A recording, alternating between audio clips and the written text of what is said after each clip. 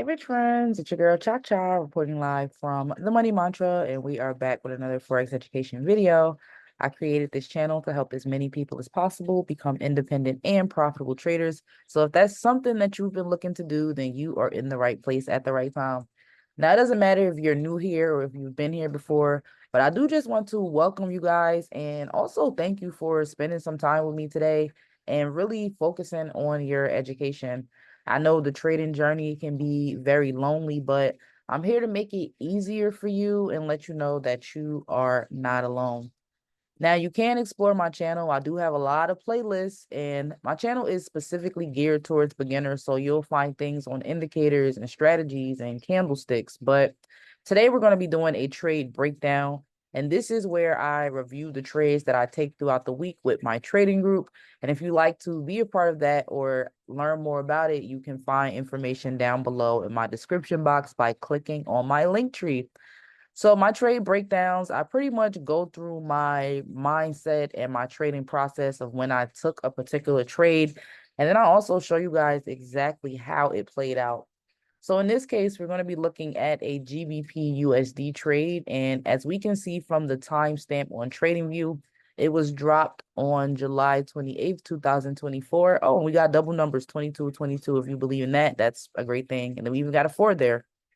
But yeah, this was for a suggested buy at market execution or a buy limit at this price or lower. I usually don't like to give stop losses because I do want my trading group, the people that are in there, to just go in and get familiar with being on the charts because practice makes profit and it really does help.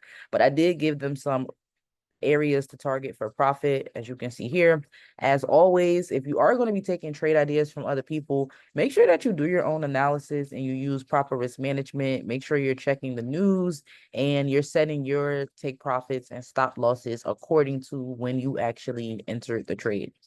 So I'm going to explain to you guys why I took this trade, and then we're going to see what happened. So let's head over to TradingView. This is the charting platform that I use. If you would like to join TradingView, again, you can click that link down below. So when I was looking at this trade for a buy, the first thing that I did when I came into the market is I noticed that the market had already rejected or it had already been supported in this previous demand area. Now, when it comes to trading, you'll find that when there's a high demand, which is typically at the bottom of a trend, right, the market will push back up. And I'll just give you guys an example of that. So we can see that this was a demand area, and then the market pushed up. We can also see that this was a small demand area, and you'll notice these areas based on the wicks. Now, if it's at the top and you're finding that resistance or activity, this is known as supply. So we're just going to go ahead and put a box there. And this is going to be, turn this off too. And this is going to be our supply area. And we're going to turn this red just to let us know that's where we sell. So demand is where the market will typically bounce down to and buy, and supply is the area where you'll find a lot of resistance and the market will tend to sell. So I noticed that the market looked like it was in a demand area, which was my first bias towards why I believe that this trade was going to buy. Now, the second thing you'll notice, and let me just go, let me just zoom in. You'll notice, let me hide my candles. You'll notice that I have two lines on my chart. These are my moving averages, and moving averages tend to tell us about the trend. You'll notice that when the candles are above, right, the market tends to be trending up and pushing price higher. And you'll notice that when the candles are below, price will tend to go down. And the EMAs essentially act as support and resistance, letting you know that this is either going to be a good place to buy or sell. Now, another thing I want you to notice about the EMAs is that when the blue EMA, in my case, it's my smaller EMA, crosses above the purple, the market pushes up, right? And we're just going to go ahead and show you that. And I'm going to show you another example when the blue crosses above the purple, right? We see the market pushes up. And we can see that when the purple crosses over the blue, right, the market tends to go down.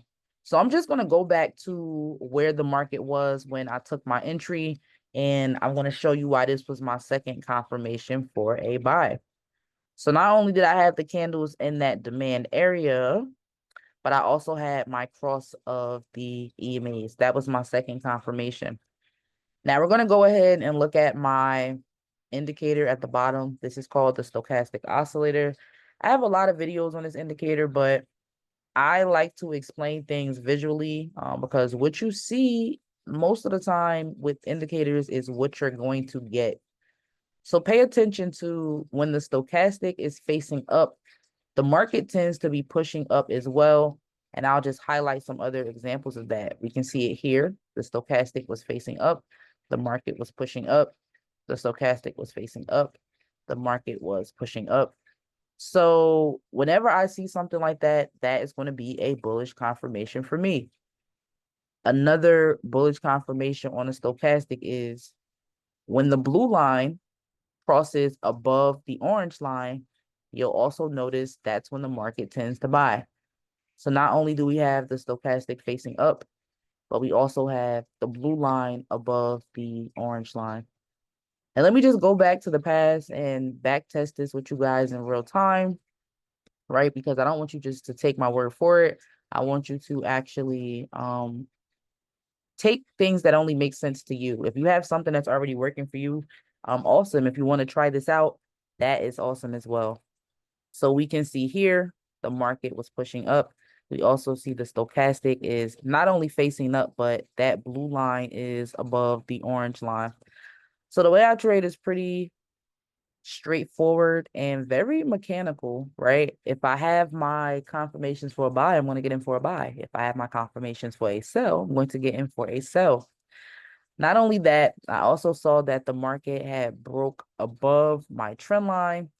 So for me, I was like, okay, I'm going to go in. I'm going to target these previous highs as my TPs because in the buying market, price is pushing higher. So if it's pushing higher, the goal is to take out previous highs. So you see I have my TP1 here, and I also have my TP2 here because I was getting in for a buy. But we're going to play this trade out, and we're going to see what actually happened. And here we go. So we can see at the very next candle, the market actually started to respect that trend line instead of rejecting it, which I thought it was going to push above. And the market hit my stop loss pretty quickly. I had a tight stop loss on this trade because I didn't really expect any drawdown, meaning I didn't expect the trade to go out of profit at all based on all of the bullish confirmations that I had. But as we can see, the market does not always go in our favor. And in fact, we can see that the market is still respecting this trend line and it's continuing to push down to previous lows, which you can see highlighted by that black line there. So this trade didn't go in my favor. I didn't lose that much money because I had a 10 pip stop loss, which was really awesome. But we're going to see what happens with GBPUSD for the rest of the week. But it does look like it's continuing to sell. But that's really all I have for you guys today. I hope that it was helpful. If you want to learn more about my strategy or the indicators and the way that I trade, just keep watching videos on my channel. I do update it weekly.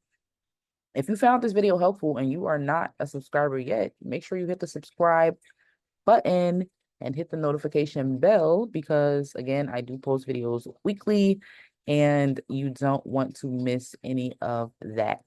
But if you guys enjoyed this video, give it a thumbs up, leave me a comment to let me know what you learned. But more importantly, share this video with another trader who you think that it will be helpful to. But that's really all I have for you guys today. Until next time, rich friends.